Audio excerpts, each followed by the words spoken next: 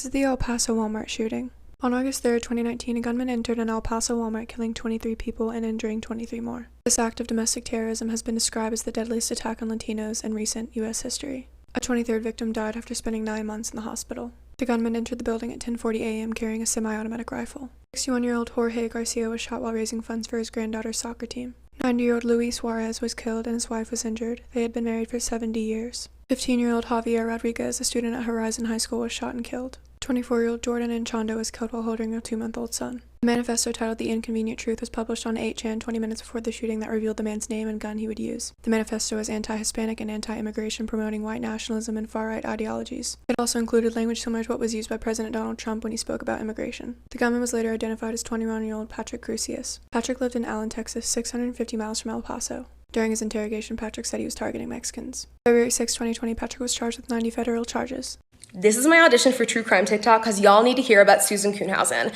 Warning, I'm going to talk really fast to get it all in, and it will involve violence. So in 2006, Susan was a 51-year-old ER nurse in Portland, and she was going through a really tough divorce at the time. But what she didn't know was that her soon-to-be ex-husband had hired a hitman to murder her.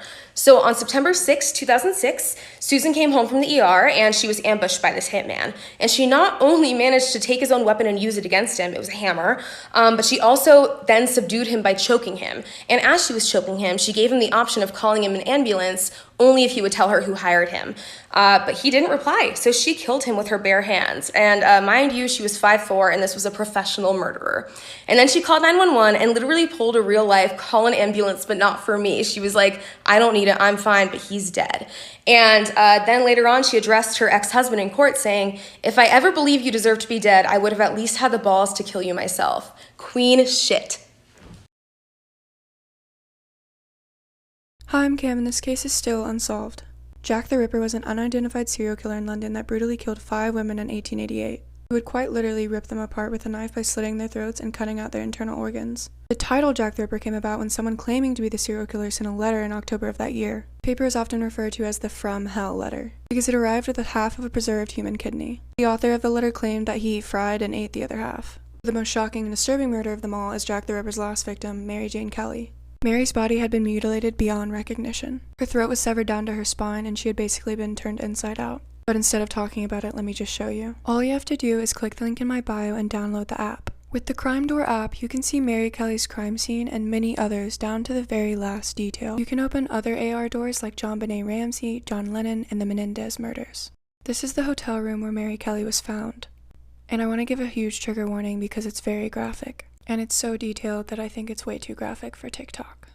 Hi, I'm Cam, and this is 1 Minute Murder. On the evening of July 22nd, 1995, 15-year-old Elise Paylor left her home to hang out with 3 teenage boys who had promised her drugs. Later that evening, the 3, aged 14, 15, and 16, held her down, stabbed her, and had sex with her dead body. They would return to it on several other occasions, again committing acts of necrophilia. A forensic pathologist concluded she was stabbed at least 12 times. None of the individual wounds were fatal, he testified, meaning she slowly bled to death. The body was only discovered because one of the perpetrators, Horace Casey, confessed to the crime following his conversion to Christianity. In their defense, the defendants said that they needed to commit a sacrifice to the devil to give their heavy metal band Hatred the craziness to go professional. The parents of Elise filed a lawsuit against the band Slayer in 1996, claimed that the songs Postmortem and Dead Skin Mask gave the 3 killers detailed instructions to stalk, rape, torture, and commit acts of necrophilia on their daughter. The case was thrown out by the judge, stating there's not a legal position that could be taken that would make Slayer responsible for the girl's death. One of the killers, Jacob Delashmutt, stated that the music is destructive, but that's not why Elise was murdered. She was murdered because Joe was obsessed with her and obsessed with killing her. Trio pleaded no contest and were sentenced to 26 years to life in prison.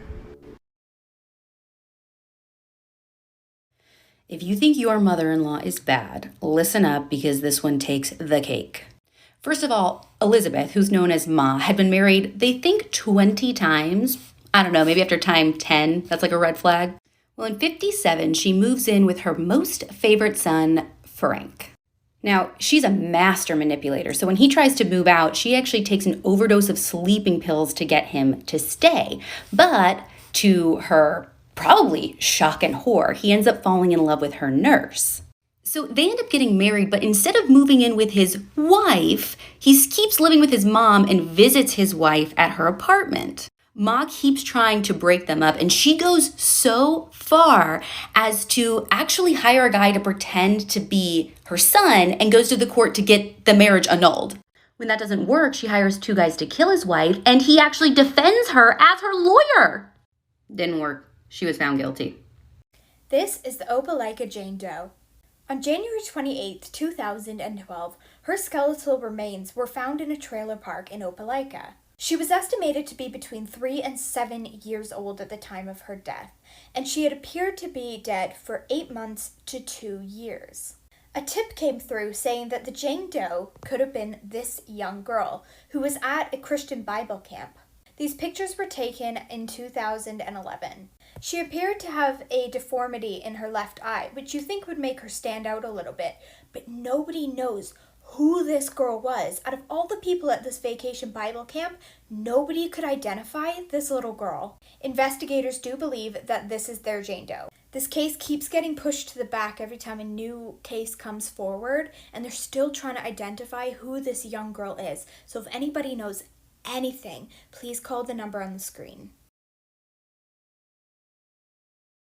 Hi, I'm Cam, and this is 1 Minute Murder. Thanksgiving weekend in 2016, a Knoxville, Tennessee man murdered his parents for $500,000 of life insurance benefits. Joel Guy Jr. stabbed Lisa and Michael Guy Sr. a total of 71 times. When Joel's parents finally decided to cut him off in light of their upcoming retirement, Joel snapped and plotted every detail of their gruesome murder in his notebook. The chilling details of his notebook included how he planned to chop up his parents, flush chunks down the toilet, and even melt their fingerprints. Also, I'm about to go into more detail about this gruesome murder, so if you're not mentally prepared, then swipe away. Tupperware containing body parts are found strewn about the whole house. He even separated his parents' limbs from their torsos and snapped Lisa's skull from the topmost vertebrae in her spine.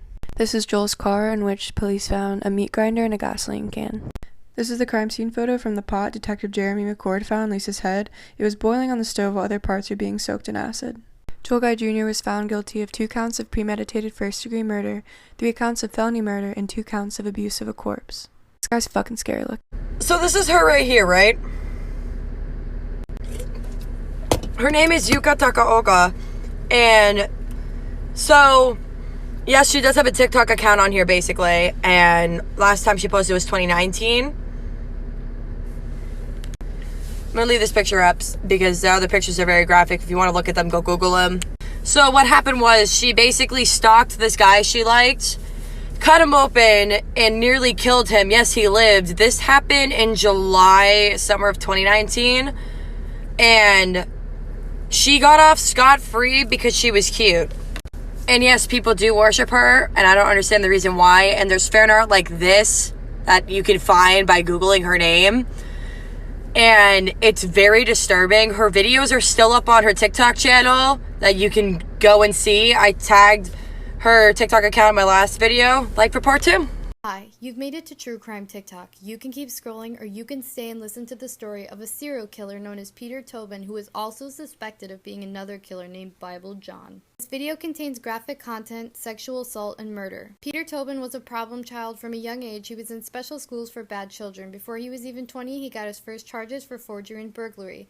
On August 4th, 1993, Peter Tobin attacked 2 14-year-old girls after they came to visit a neighbor who wasn't home. He tied the girls up, sexually assaulted them, then stabbed one in front of the other, and then left the gas on to let these girls die in front of his own son. Then, the girls survived, but Tobin eluded the police. By moving, changing his name, and joining a Jesus fellowship, he was finally discovered, and then he was arrested. He served 10 years, and then he was released and joined another church under a fake name. He was again charged, but this time it was for not registering as a sex offender. He was released after 30 months, and he returned and he met a young woman named Angelica. On September 4th, Angelica went missing after being last seen.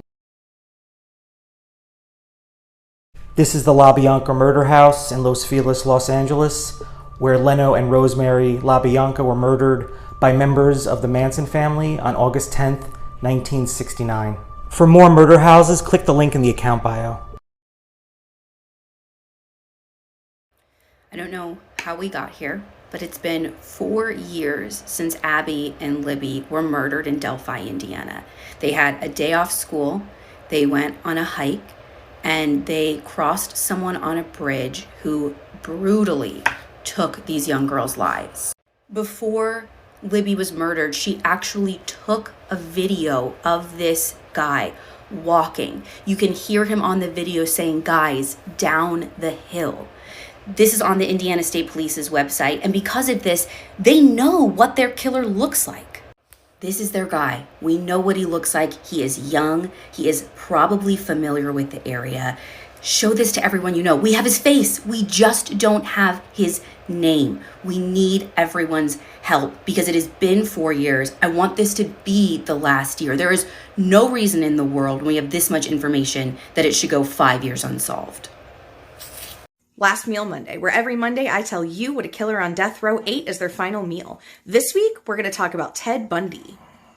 This right here is Ted Bundy, but most of y'all already know who this is and what he did. So I'm just going to sum this up really fast and really quick. Between 1974 and 1978, Ted here would kill over 30 young women. He was very charismatic and good looking, and he would use that to his advantage. So he would pretend to be hurt or pretend to be disabled, and he would lure young women off a beaten path where then he would rape and then either strangle or beat them to death. He would eventually be caught and arrested due to a tip called in by his own girlfriend, and then he would go on to try to defend himself in court. Watch any documentary on this guy, he's nuts. Ted Bundy actually declined to make a special request for his final meal, so he was just served steak medium rare, eggs over easy, toast with butter and jelly, hash browns, coffee, milk, and juice, all of which he didn't touch. And that brings us to the end of